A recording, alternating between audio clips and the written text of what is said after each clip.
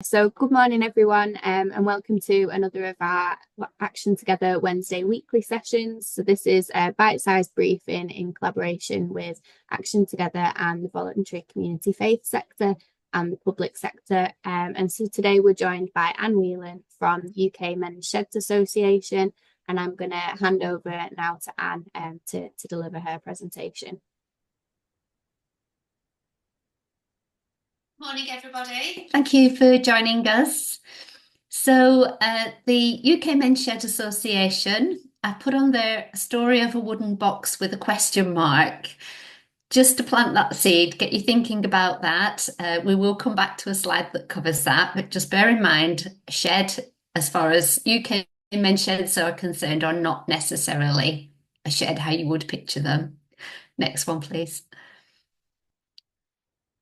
So who are the UK Men's Sheds Association? So the first men's sheds actually started in Australia in 1999. I think there was this understanding of a need to get men out of the houses and away from worrying potentially about problems and get them involved in something proactive.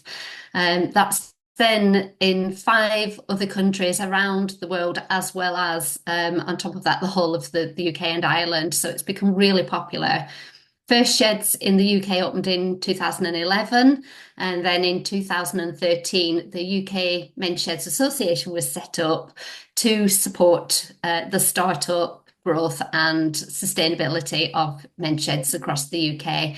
There was about 30 sheds at the time, so we've evolved quite a lot since then. There's well over 1,000 now and quite a lot of others in development, so it's absolutely brilliant.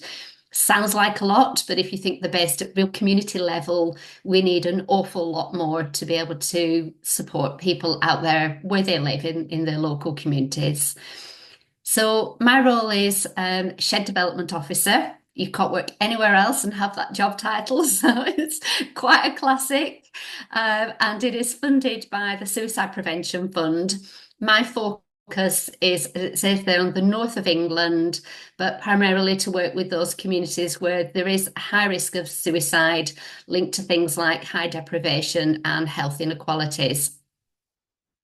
Our primary focus, obviously, as I said, it is health inequalities, but it's really about reducing social isolation and that loneliness that people can feel when they've potentially gone through challenges in their life or just found themselves in a place where there's not much going on in life for them, and they really need something to help boost them to get them back out and about and engaging with society again. Next, please. So what is a men's shed? You may be wondering. A men's shed is many different things.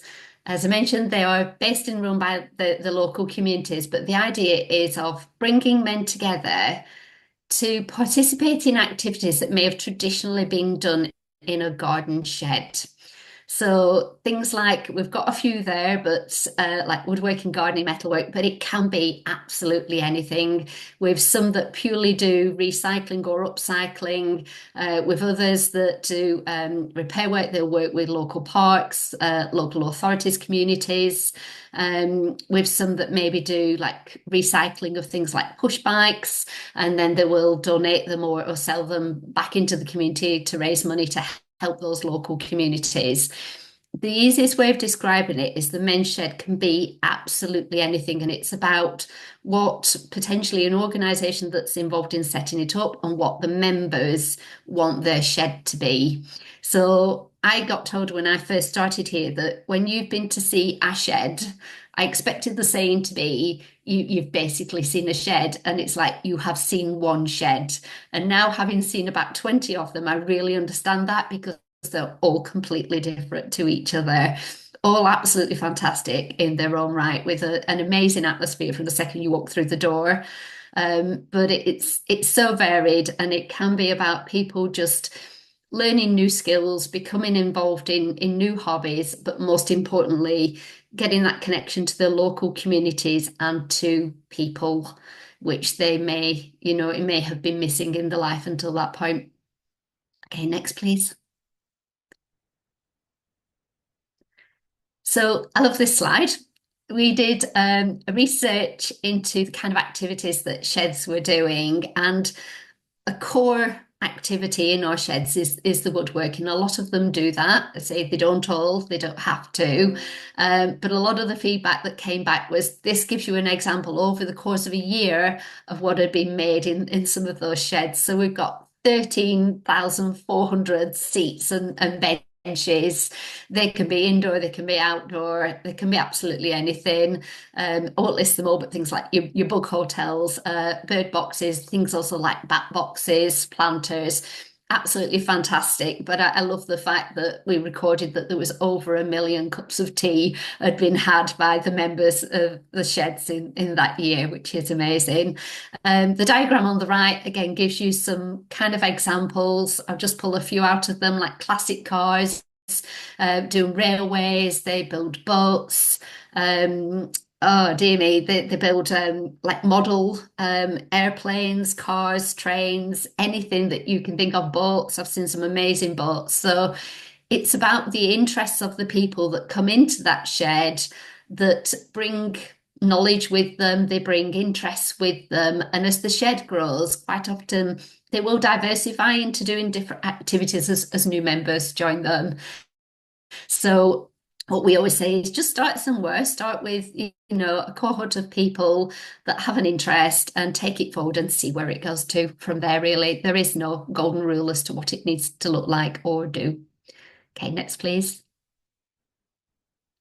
So putting all the activities aside, what men's sheds are really about is about the people, the members of that shed, and how it makes them feel, how it changes them as people by giving them sense of belonging, that positive purpose. It gives them somewhere where they can talk openly to the people around them. And the saying is that men talk shoulder to shoulder as opposed to face, especially about things that are personal, that matter to them. So whilst they are conducting these activities, which they might be doing, like working on their own project, or they may be working on a shared project, but they have somebody sat at the side of them doing something similar, and they will chat to that person without looking at them. And that breaks down those barriers in a way. It makes it easier for someone to talk. And conversations will just naturally evolve from talking about most basic things like how did somebody get there that day? Did they walk? Do they live locally, etc.? Are they married? And so on. And people will start to trust the people around them, talk about what's going on in their lives. And through doing that, that support naturally evolves. They become like a family. They actually refer to themselves, the members of the sheds are shedders, and they belong to that shed, and they call themselves shedders, members of that shed, with pride. It means such a lot to them because they get such a lot out of it. I think additionally, they connect with their local communities because of the activities that they undertake through the shed, and things like commissions. It sounds like a formal word, but it isn't really. It's being asked to do things by local communities like the schools, like other organisations, or parks, like I mentioned. And through that, they will begin to interact with those other organisations and potentially volunteer with them, potentially go to activities that they're delivering. And so alongside somebody becoming a member of the shed, it opens their world to a whole lot more activities and people and networks that all the time helps them develop the confidence, helps them to deal with any issues that may be going on in their life, and gets them involved in new things, which is absolutely brilliant. Next one, please. So who is a men's shed for? So a question I get asked all the time is, can women join the men's shed? And the answer is yes, depending upon that shed. So each shed will set up with its own constitution under a banner of an organisation. So some say from day one, yes, we'll open it up to women. Some have youth sheds, various other sheds like I've listed at the bottom there. But some may say, well, we want, 1 or 2 days that's just for men. And then we might have a mixed day where both men and women can come, or we might have a ladies' day. Some literally from day one just say, well, it's open to anybody. It could be, anyone over 18. We're not bothered who they are, just come along, come and join the shed. So it's about what that shed wants, what the initial members of the shed want. And as I say, over time, it will potentially evolve into opening more days and delivering different activities involving different people. So organically, a lot of the sheds are men over 60. One, because they have the time more than people who work, although some sheds are open at, say, of an evening or a weekend to accommodate the people that work as well or have caring commitments. But traditionally, they are men over a certain age who do find themselves in that situation in life where they may have been bereaved, they've recently retired, and they've just lost their purpose in life. They may be struggling with health conditions. They may be struggling with mental health for any reason whatsoever, or actually they may just want to get involved in something, and as they come and actually volunteer and show other people how to learn different skills. So a men's shed is for absolutely anybody, but the way in which we always ask for it to be promoted really is as a men's shed, so that it calls out to men to come and join them. Historically, in the voluntary sector, there can be so many different initiatives running on a daily basis that are open to both men and women, but very often it's a really small proportion of men that actually attend these activities. So something like a men's shed, it will call to men to say, this is for you, come and join us. And it gets a man out of the house that may otherwise not do that. So it's absolutely brilliant initiative in that respect. Okay, next one, please. So alongside the benefits to the individuals that join the shed is there are benefits to the local community. Like I mentioned, there are opportunities for the sheds to create things for the community. They interact with other types of organisations within the community. So as say, everyone is different, but some I know of will work with people with disabilities or with a learning disability. Some work with young people, they'll run workshops. There's so many different opportunities for the shed to become an interactive part of that community. And so it develops the community around them, but it also makes sure that things like disused property are getting used, because these can be converted into a men's shed. And ultimately, it reduces the impact on health services, where someone may have become needing carer support because of the situation, whereas actually, because the health improves through attending a men's shed, that's no longer the case. So it can make a significant difference to the local community. Next one, please. So I touched on this, as in the types of sheds that there can be. Predominantly, there's three models. So the community-led one is for individual people who come together. We'll always recommend try to get at least two other people along with you if you have an idea, so that you can start to form a steering group. And then it's all the work's not falling on to one person, but you've also got more heads with ideas, more local knowledge that people can bring into that may know of potentially property that could be used, or a space where something like a shipping container could be placed, or a shed actually. But they will have that local knowledge to also interact with other organisations, know local people, develop the membership of the shed and develop ideas for that shed. So a way of going about doing that is to actually, I'm probably jumping ahead to one of my slides, but it doesn't matter, is to form a steering group and say, maybe put that idea out there to your community, get people to come along and find out more about it. And then you can go forward as a group with everyone simply inputting ideas. It doesn't matter what skills or experience anybody has. They can join that group right from the start and just come along every week and listen to the ideas and contribute to those ideas. Secondly, is a project shed. So these would be run by an organisation who wouldn't need obviously to set up their own constitution for the shed. The shed would come under the banner of the organisation, so therefore the policies and procedures and things like that. The project in turn would be able to offer property, a space for the shed to be placed. But the third one is actually a combination of those. So an organisation may want to support a shed, but still help them to set up so they have their own constitution. They are a shed in their own right, and they can decide on their own model. And it's just that the organisation is there to support them to do that, and say, hopefully, to provide them with space to do that. Next one, please. So where can a shed go? Absolutely anywhere is the easy answer to that. Again, you will see such a variety of places where they are. There is lots more than this. We literally cannot put them all on the diagram. But the easiest way of describing it is they can be anywhere that works for that organisation. It may just be that somebody says, look, we've had this building, this room empty for 3 years. Please come along and use it. So it develops as a shed. The shed in turn often helps out that organisation in different ways. So things like potentially helping them with their gardens is quite a common one, or making things for them. The organisations, again, will have ability to connect to networks of people. So one of the key ones there is like sports clubs are a really good one. They can help communicate about the shed, and they can support the shed through like their social networks and so on.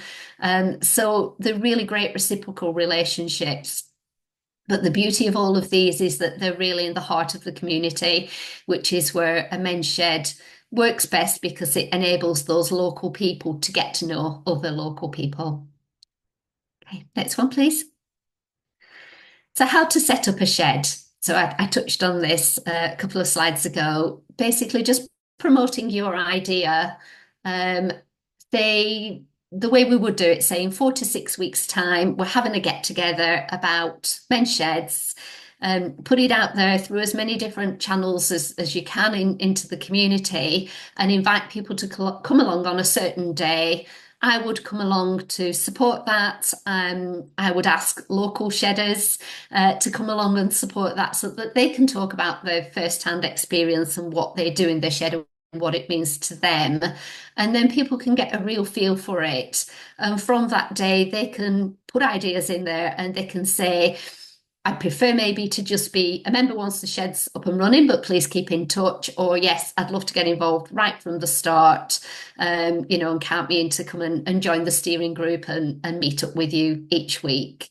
Once you've got that steering group going, if it's under an organisation, as they are in support of one, that organisation can help them to develop a plan. Or they can simply come together and create their own plan. But the third step, and to me this is the most important one really, is as soon as you hold that open day to talk to people about the shed, that's the start of your shed. Because long before those doors actually open, you've got people coming together every week that are having a laugh, they're bouncing ideas around, they're talking to each other, getting to know each other. That's what a shed is all about. So literally your shed is happening from day one of getting those people together. Once they've got them together, and I say, obviously, you can support them if it's an organisation, but that's primarily what we are here for. We're here to support that startup, but also to support that development. We're only a small charity ourselves, but we do have a range of staff scattered across the country. But key really to that support is the volunteers out of the men's sheds.